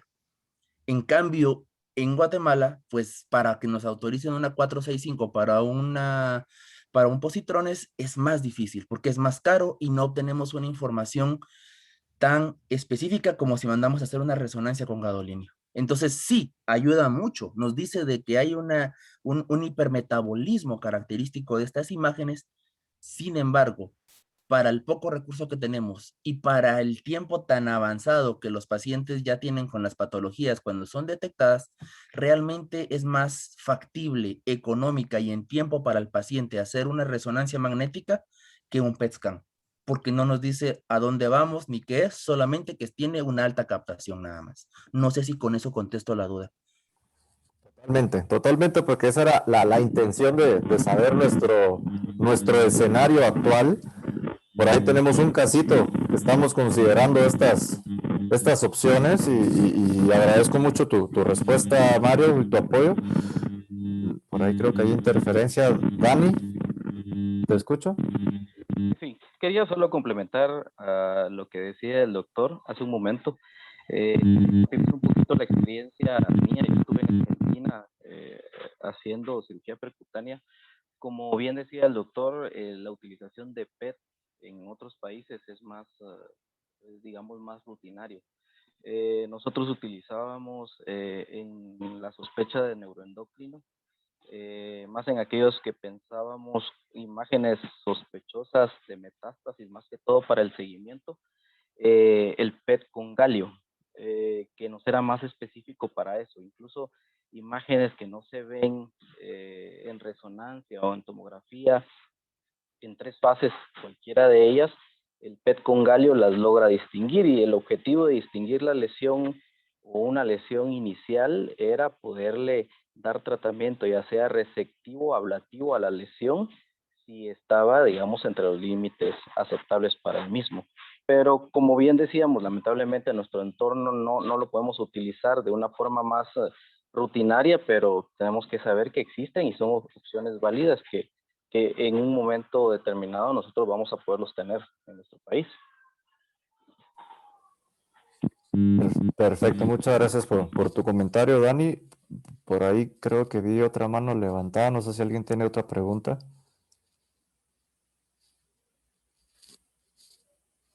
Ok, bueno. En aras de tiempo y agradeciendo nuevamente la participación de los expositores del día de hoy, Mario Fernando Méndez de Radiología, Ricardo Salvador de Patología, Luis Carlos Aguirre R4 y Jorge Mario R3 del Servicio de Cirugía, y obviamente de todos los especialistas invitados con los que tuvimos a bien contar el día de hoy. Agradezco en nombre de la Asociación Hepatopancreatobiliar de Guatemala la oportunidad que nos brindaron de compartir este tema, que espero no sea el primero y la primera de sus participaciones. Y igual, si tienen algún tipo de duda o comentario por cualquiera de las vías hacia nosotros, nos lo pueden hacer saber. Doctor Porras, no sé si tiene algunas palabras finales en nombre de la asociación. Pues bueno, únicamente felicitar de nuevo a los residentes, ¿verdad? Muy buenas presentaciones, creo que nos aclararon algunas dudas que de uno u otro momento se puedan tener, ¿verdad? No es una patología frecuente, creo que el manejo multidisciplinario es sumamente importante para hacer el screening, el diagnóstico y tratamiento de estos pacientes con el apoyo de todo el mundo. Lo que siempre hemos platicado, ¿verdad? Hacer las órdenes de radiología lo más claro posible para que el radiólogo pues pueda ir a buscar realmente lo que queremos nosotros, ¿verdad? Y no dejarlos ahí a que ellos busquen ahí sin tener una idea de qué estamos pensando nosotros. El manejo con gastroenterología, endocrinología para este tipo de lesiones es sumamente importante, ¿verdad? Ponernos de acuerdo todos para el mejor manejo de este tipo de tumores. Y pues por último, queremos, porque estamos ahorita pendientes de organizar el Congreso de Hígado, Páncreas y Vías Biliares de Guatemala, hará que será el segundo que organicemos en el mes de octubre. Ya estamos haciendo los preparativos, ¿verdad? Con invitados internacionales, ¿verdad? Con este tipo de patologías, para que todos tengamos una idea clara de cómo se deben de manejar este tipo de situaciones y algunas otras. En realidad, pues no me queda más que agradecerle a todo el grupo HPV de Guatemala, ¿verdad? Su participación, su entusiasmo para que sigamos adelante y que estas sesiones pues continuarán mes a mes enriqueciendo prácticamente lo que es el manejo de tipo de patologías pancreáticas, biliares y hepáticas. Así que no me queda más que agradecerle a todos pues el haberse estado presentes y ser puntuales, ¿verdad? Que es sumamente importante empezar las sesiones puntuales. Y pues si no hay otro comentario, pues agradecerle toda su participación. Perfecto, muchísimas gracias, doctor Porras, y de nuevo muchísimas gracias a todos. Les deseo una buena noche y siempre estamos al servicio. Buenas noches. Muchas gracias, doctores.